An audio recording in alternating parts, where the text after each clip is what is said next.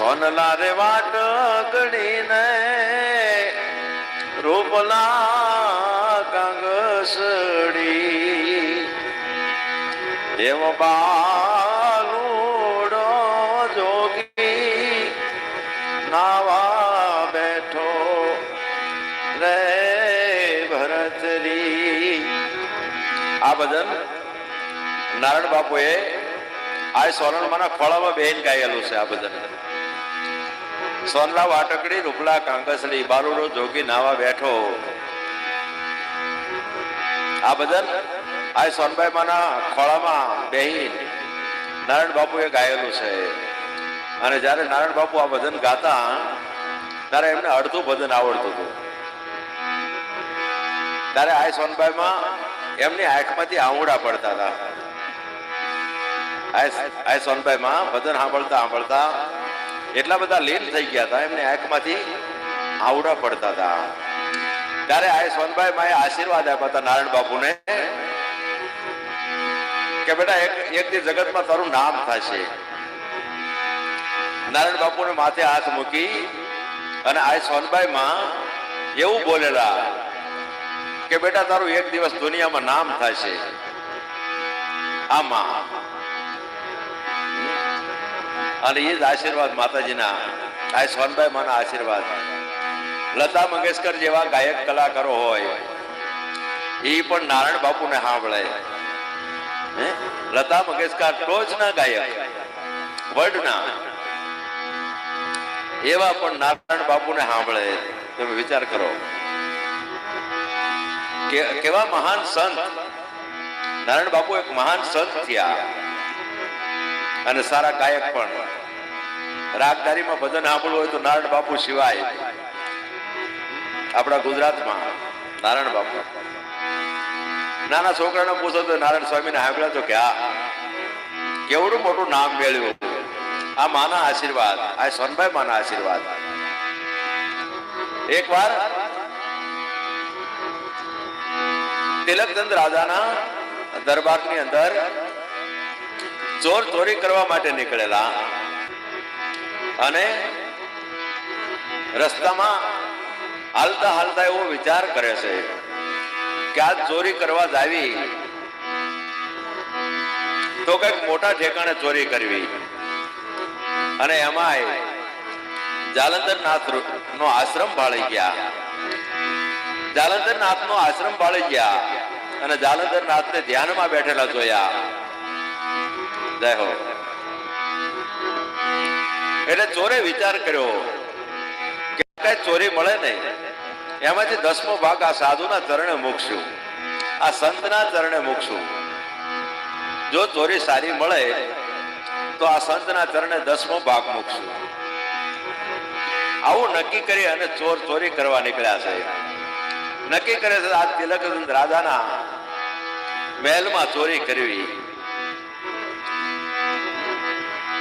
એટલે ચારે ચોર ચોરી કરવા તિલકચંદ રાજાના દરબારમાં જાય છે. ચારે ચોર ચોરી કરવા તિલકચંદ રાજાના દરબારમાં જાય છે અને ખૂબ ચોરી કરે છે.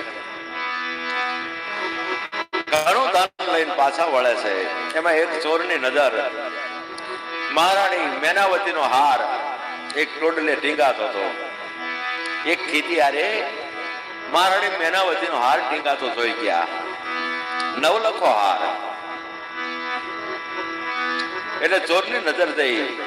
એને એમ થયું કે આપણે ઓલા સાધુને માનતા રાખી છે ને કે 10મો ભાગ સાધુના ચરણે ધરશું, લાવો આ હાર લઈ લેવી અને સાધુના ચરણે ધરી દેશું. એટલે મહારાણી મેનાવતીનો નવલખો હાર જે ટીંગાતો હતો એ લઈ અને ચોર ત્યાંથી હાલી નીકળ્યા છે. રસ્તામાંથી ચોર હાલતા હાલતા હાલતા ઋષિનો આશ્રમ આવ્યો છે, જાલંધરનાથ નો આશ્રમ આવ્યો છે. જાલંધરનાથ ધ્યાનમાં બેઠા છે.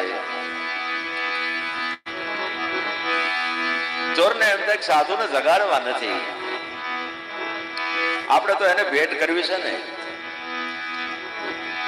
લાવો જાલંધરનાથ, એને ખ્યાલ નથી જાલંધરનાથ છે, લાવો મહારાજના મહાત્માના ગળામાં હાર પહેરાવી દેવી. હીરાથી જડેલો નવલખો હીરાનો હાર લઈ અને જાલંધર નાથના ગળામાં પહેરાવ્યો છે. એટલે ચોરે જાલંધર નાથના ગળામાં હાર પહેરાવી દીધો છે અને ચોર ત્યાંથી હાલી નીકળ્યા છે. આ બાજુ તિલકચંદ રાજાના દરબારમાં ખ્યાલ આવ્યો કે રાજમાં ચોરી થઈ. એટલે તિલકચંદ રાજા એ સમયમાં પગી જે પગેરું ગોતતા, ચોર જે બાજુ ગયા હોય એ ચોરને પકડી લે. આવું જેનું પગેરું ગોતવાનું જેની ફાવટ હતી. પગીને કહે છે કે જા આપણા રાજમાં ચોરી થઈ છે, કોણ ચોર ચોરી કરી ગયા, જાઓ એને પકડો. એટલે પગી જે રસ્તે ચોર ગયા હતા એ રસ્તે પગલે પગલે પગલે પગલે ચોર આગળ હાલે છે. જાલંધર નાથના આશ્રમમાં પગલા જતા હતા અને પગી જોવે છે કે જાલંધર નાથના આશ્રમમાં આ ચોરના પગલા કેમ? તો પગી આગળ હાલે છે, જોવે છે તો જાલંધર નાથના ગળામાં જે ઓલો હાર હતો એ હવે પરોડિયું થવા આવ્યું છે. એટલે હીરા જડેલો હાર ચમકાતો હતો. સૂરજનારાયણની કિરણો નીકળવાનો થોડોક સમય બાકી હતો. રાજ્ય ચોરી કરતા હશે અને પાછા ધ્યાનમાં બેસી જતા હશે. શું આવું કરતા હશે? એટલે ચોર પાછા તિલકચંદ રાજા પાસે આવ્યા છે અને તિલકચંદ રાજાને વાત કરે છે.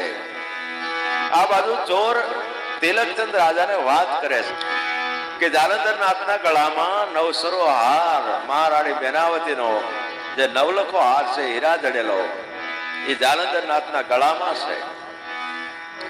હવે તિલકચંદ રાજા પોતે આવ્યા છે જાલંધર નાથના આશ્રમમાં અને જે પગે વાત કરી તે સત્ય હતી. જોવે છે તો રાજા વિચાર કરે છે શું જાલંધર નાથે ચોરી કરી છે? લાવો જાલંધર નાથને પૂછ્યું. એમના ગળામાં નવલખો હાર છે. એટલે જાલંધર નાથને ધ્યાનમાંથી જગાડે છે પણ જાલંધર નાથ ધ્યાનમાં જાગતા નથી. જાલંધર નાથને ધ્યાન લાગી ગયું છે, સમાધિ લાગી જાય છે. જાલંધર નાથ ધ્યાનમાં છે. તિલકચંદ રાજાએ હુકમ કર્યો છે કે આમ નહીં જાગે, જાઓ આપણા નગરની અંદર ભમરિયો કૂવો છે, આ જાલંધર નાથને તેડી અને ભમરિયા કૂવામાં નાખી દો. આજ્ઞા થતા સિપાહીઓ જાલંધર નાથને ઉપાડી અને જે નગરની અંદર ભમરિયો કૂવો હતો એ કૂવાની અંદર ઉપરથી ઘા કરવામાં આવ્યા છે. નીચે પડતા જ તે જાલંધર નાથ ધ્યાનમાંથી જાગી ગયા છે અને જોવે છે તો કોને મને આવો ઘા કર્યો, કોને આવો અપરાધ કર્યો છે? જેને અપરાધ કર્યો હોય એનું ટૂંક સમયમાં મૃત્યુ થાય. જ્યાં વાત સાંભળી જોયું તો કોઈ સંતનો અપરાધ થયો છે. તિલકચંદ રાજા વિચાર કરે છે કોઈ સંતનો અપરાધ કરી નાખ્યો. સંત નિર્દોષ હતા, સંત નિર્દોષ છે પણ હવે શ્રાપ પણ નીકળી ગયો છે.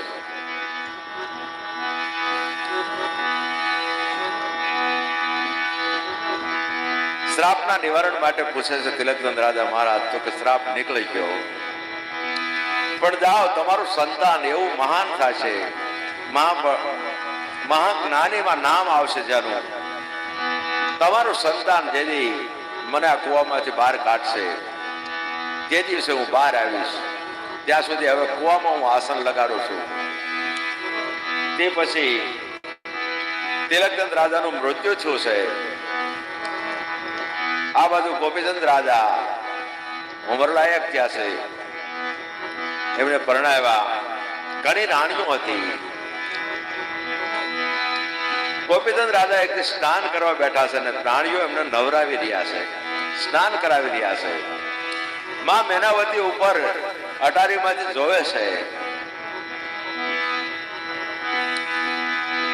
ત્યારે માં મેનાવતીની આંખમાંથી આહુડાની ધડ ધડ ધાર થવા માંડે છે. શું કામ? ગોપીચંદ રાજાના વાહના મોર જોઈ અને માં મેનાવતીને પોતાના પતિની યાદ આવી છે, તિલકચંદ રાજાની. ત્યારે આ ભજન લખાણું